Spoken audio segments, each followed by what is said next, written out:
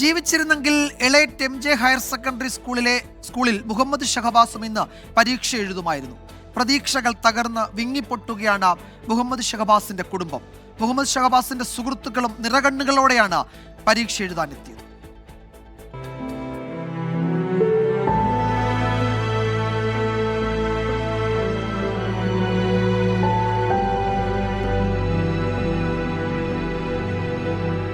Thamarassery Elettil MJ higher secondary സ്കൂളിലെ 49-ാം number പരീക്ഷാ ഹാൾ.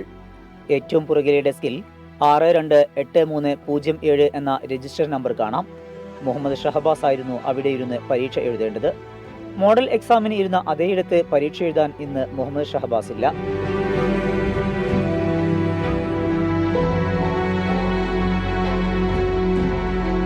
എൻ്റെ കുട്ടി ആറടി മണ്ണ് കിടക്കുന്നു.